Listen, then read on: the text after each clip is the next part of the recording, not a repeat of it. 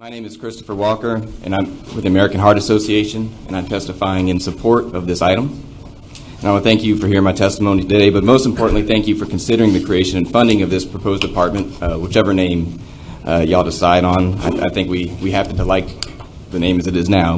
But I'll talk first about why this effort is important to the American Heart Association, and then about some of our most recent work with the County of El Paso to reduce food deserts there, something we'd like to do here as well, and an example of the type of initiatives and investments that the county can make with this program.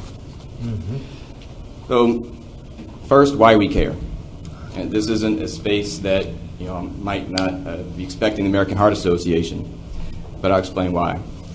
Our mission is to be a relentless force for a world of longer, healthier lives, particularly through reducing the incidence of cardiovascular disease and stroke.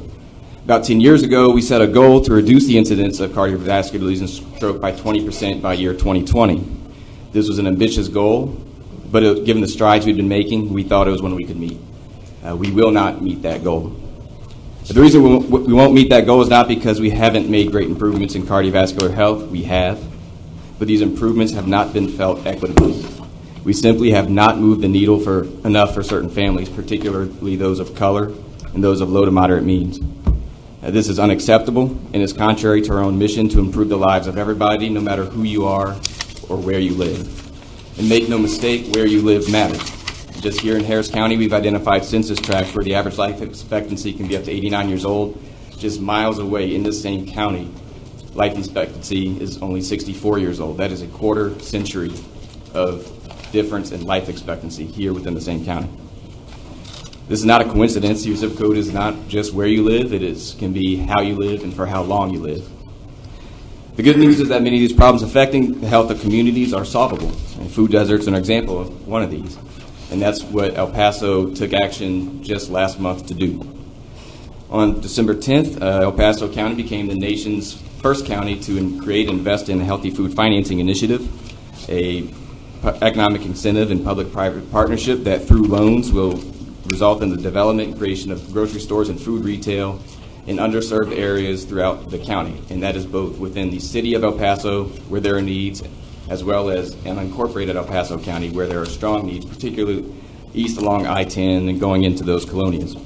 In addition to providing access to healthy food, this investment from El Paso County will create jobs, provide families with the simple dignity of having a grocery store in the neighborhood, and it will serve as a public commitment to every home, neighborhood in that county that they are important and just as worthy of good health and opportunities as anybody else. Thank you so much. Thank you. Thank you for coming. You noticed I was eating healthy in my office? I did. I didn't know why you were here, but you noticed. I did. Thank you for coming down. Thank you. And it is wonderful to see that intersection of health and opportunity. So thank you for drawing those lines for us. Absolutely. Thanks. Okay, we have Christopher Walker. Oh, Christopher Walker. Nick Wirch. Yeah. That's a cleaner version. That's a cleaner version. Oh. Hi there. I had a little bit of a frog in my throat, so bear with me here. But thank you for your patience. I'll keep this brief because you all have been here all day as well. My name is Nick Wirch, and I'm the staff attorney for Workers Defense Project in Houston. I'm here to speak in favor of Commissioner Ellis's proposal to explore creating a Department of Economic Opportunity and Equity. Workers Defense Project is a statewide nonprofit organization dedicated to building power with construction workers and immigrant families to win improved working conditions. A Department of Economic Opportunity and Equity should create mechanisms of accountability to ensure the county's economic development tools leverage benefits for underserved communities. The proposed department should serve to improve community participation in policymaking, enhance coordination between departments, and oversee efforts to protect workers' rights here in Harris County. What's particularly urgent from a construction workers' perspective is the need to consolidate and coordinate enforcement efforts on behalf of workers.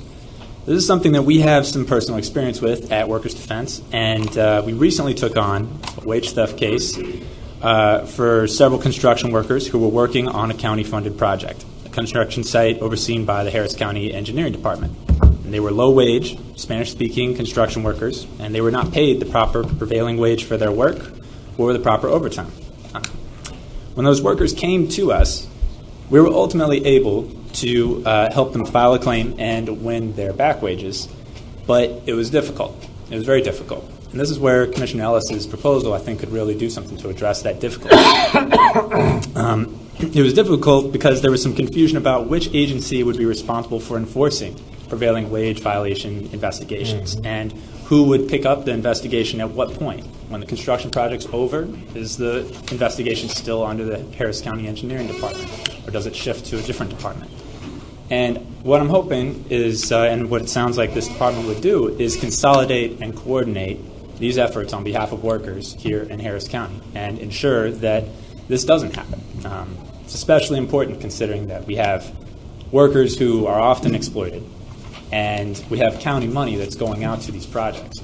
And it would be a terrible shame to see these kinds of problems not resolved in the future, purely because people are doing good work in the county, but ensuring that it's coordinated, that there's collaboration, and that enforcement is really happening. That's something that you all, I think, are in a position to do something about today. Thank you. So you're talking about enforcement of, we have standards. There are some better standards that we could adopt, but making sure that we have outside folks actually enforcing the standards. Is that what you're talking about? Yes, and. Yeah. So the county does have its own prevailing wage investigators, for instance, and it does have its own enforcement agents, which is great. However, I think they're tasked with a very large job. Harris County, as you all have talked about numerous times today, it's an enormous county, a lot of money, and a lot of workers are affected by these construction projects. So the number of folks within the Harris County Engineering Department alone who are tasked with checking up on, is everybody getting paid what they're supposed to, it's a gargantuan task that, frankly, we think a lot more resources, manpower, and coordination would go a long ways to address it. So it's both within the Harris County folks who are doing this good work and supplementing that with outside monitors, making sure that other folks are conscious of their rights.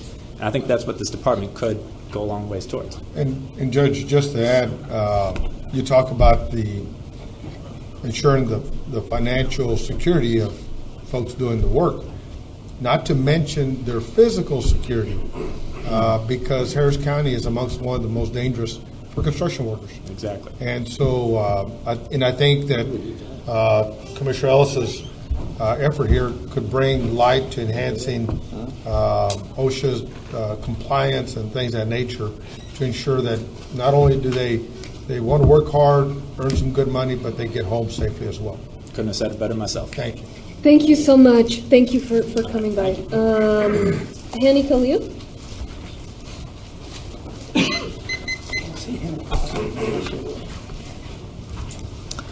Good afternoon. Yes, I do have a board now. That's right. Let me begin by congratulating Judge Hidalgo and Commissioner Garcia on their elections. My name is Hani Khalil. I taught HISD social studies for 9 years before I became executive director at the Texas Gulf Coast Area Labor Federation, AFL-CIO. We're a federation of 88 unions and 53,000 union members advocating for working families in Texas Gulf Coast counties. I'm here to speak in favor of Commissioner Ellis's motion as well. Just yesterday, the United Way released a study showing that despite our region's growth and prosperity, that 28% of Harris County families, households, are struggling to make ends meet. And as the report makes clear, the vast majority of those struggling have jobs. The problem is they earn so little that they're living paycheck to paycheck, they're unable to build up cash reserves, and they're vulnerable to economic shocks. Those are the parents of the kinds of students that I taught. And so many of the region's working poor work in service industries like retail and food service, but many also work in construction, where they're exposed to unsafe working conditions, low wages, wage theft, lack of access to benefits, and workers' compensation. Given the county's role as a procurer and shaper of economic development in the region, the county has an opportunity. It actually has leverage to shape that construction market, to shape outcomes in the industry. If we were able to coordinate procurement and economic development policy and training together, we could have a real impact in shaping what happens in the construction industry and lift up working families, create more good jobs rather than poor jobs, and make sure that more people have access to those jobs. So we believe that the creation of a Department of Economic Opportunity and Equity will help with that. It's an important step forward to putting together a coordinated plan to move in that direction. We could bring together stakeholders to develop a shared understanding of what industries are expanding opportunity or limiting opportunity and why. We could assess best policy practices in Texas and around the country where the county has intervened in these kinds of situations to alter industry trajectories, and to put forward policy recommendations to the commissioners to help address these kinds of conditions. So the AFL-CIO looks forward to working with the county commissioners and this new department to lift up working families, create more opportunity and equity for all Harris County residents. Thank you. Thank you, Andy. And I think, the report, the other thing is interesting, like 28% are, at a certain income level, but an additional 20% almost are living paycheck to paycheck. And as you say, it's the folks that have jobs. So it's a big issue that's connected and multifaceted one that we're not going to solve in a minute. But I think providing opportunity and the ability for folks to build that wealth is a good start. It is. Yeah. Thank you. Thanks for being so patient. Thank you. Beard is nice. Thank you. Appreciate it. Don't forget Commissioner Cagle got reelected too. I saw Yeah. him up over there. My commissioner. Thank you. Thank you. Good evening, Judge, Commissioners. I'm Abby Kamen. I'm the Associate Regional Director of the Anti-Defamation League, and I'm here in support of the idea of the creation of the new Department of Economic Opportunity and Equity. And what I'm going to be talking about is some of the work that the ADL has been doing in partnership with the Houston Immigration Legal Services Collaborative, the New Immigration Forum, New American Economy, and the Center for Houston's Future. We were looking at the nexus between immigration and the economy, and we think that, and our hope is that with this new department, there will also be a focus on immigration and immigrant workers and the contributions that they're making and how we can support them. We hosted throughout the past year an entire series of industry by industry sector roundtables, and we wanted to hear from and engage the county's business community and discover ways we can support them in addressing the anti-immigration policies that are impacting them as well as their workforces.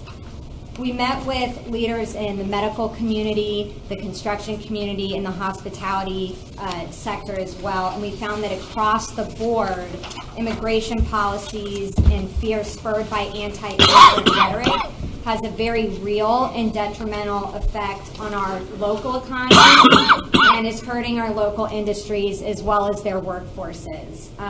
Our workforces, especially here in the county, rely very heavily on immigrant labor. In construction, we're already seeing large workforce shortages. The same is true in hospitality.